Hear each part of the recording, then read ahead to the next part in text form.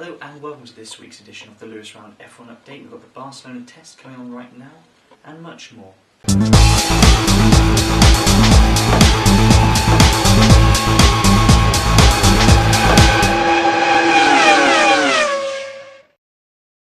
So we'll start off with the Barcelona test. Now, Hamilton has really, or Mercedes have really shone as a top team now. Nico Rosberg set the fastest lap time the first day, and Lewis Hamilton looks very promising in the second day. Whether it's going to be a World Championship winning car, I highly doubt it, but I think it's definitely going to be progressing, and I definitely believe that with Hamilton on board, they're bound to win races. Maybe one, maybe five, who knows, but they're definitely going to be a team that have improved, and come 2014, who knows. Alonso in his first day finished third fastest, just behind the second place man of Kimi Raikkonen, but he's got 3 days of testing because of the fact he missed all that time back in Jerez. He's got catching up to do, but he has a nice 3 solid days with the team to get down, while Massa complained at Jerez he never really got any setup at all with his car. It was purely just doing evaluation work. So Massa is going to be behind Alonso, even though he's already in mileage terms way ahead. He's going to be struggling, and he's only going to have 1 day at this test to do anything about it. Williams were the last team to launch their car for 2013 at FW35. Now it's an interesting look to it. It's got, seems, the best features of every top team on the grid. It has a front wing very similar to the Ferrari, a exhaust system very similar to the McLaren, and with 2 very renowned quick drivers in Pastor Maldonado and new boy Valtteri Bottas, Williams might have a real good shout at winning a few races again this year. But here's the problem. Controversial incident happened at the launch of the car, as it featured an exhaust system outlet very similar to the one Caterham have, where extra bodywork seems to be enhancing the exhaust flow to the back of the car towards the diffuser, which is now illegal in Formula 1 and has been since last year.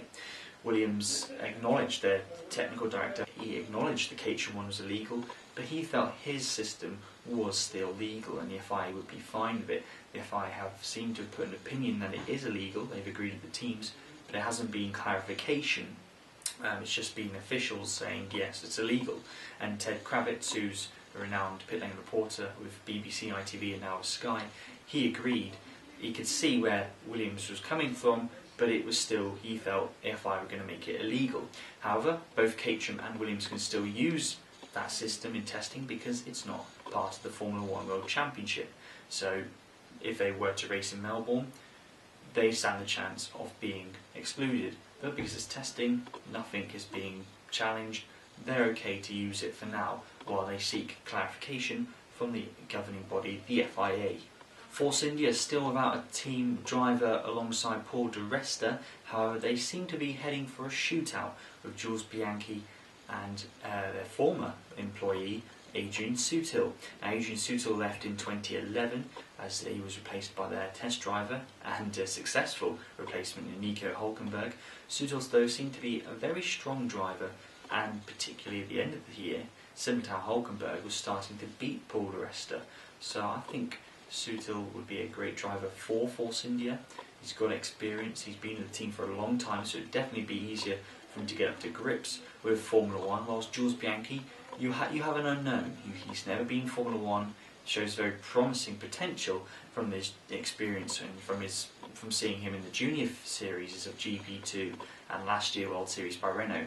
But he is an unknown, therefore a risk. So they said, Force India, this test isn't a shootout, but why else would you have both of them having 1 day apiece? Paul di Resta is having the first 2 days. Tomorrow, I believe, Adrian Sutil will be getting back into a Formula 1 car, and then Jules Bianchi will be on the final day on Friday. Now, a quick roundup of all the other teams. Red Bull, steady as you like. They seem to be going along with their progress normal, really. Red Bull are normally a very low-key team at testing.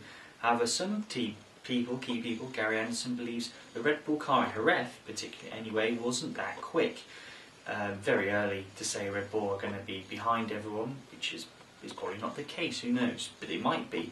But at Barcelona, you'll get a much more true indicator of why, who's quick and who's not, because it's a circuit that is used on the Grand Prix calendar. It's the Spanish Grand Prix, and it's also similar, much more similar to the normal tracks they go to race at. Jerez is very unique, as in it's very aggressive on tyre wear, rear traction, and a very unusual layout to most tracks. It's very tight and twisty, similar to Hungary, I'd say, more than anything. And also Caterham and Marussia, both two teams are expected to be at the back of the grid once again this year. But I think Marussia have taken a better step forward, looking at the fact their car is much more tidier, but no, they have a lot of room for improvement on that car. They have a lot of things that are missing which they can bolt on, and that will make the car quicker.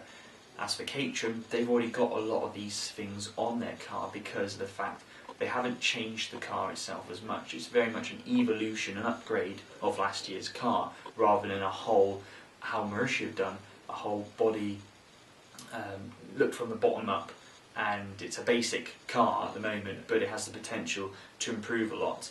And you could see Marussia really challenging Caterham now, especially that the fact they got KERS, which gives around 0.3 of a second a lap improvement. So already they've gained time there, and as they bring the upgrades along, I think they can be really competitive.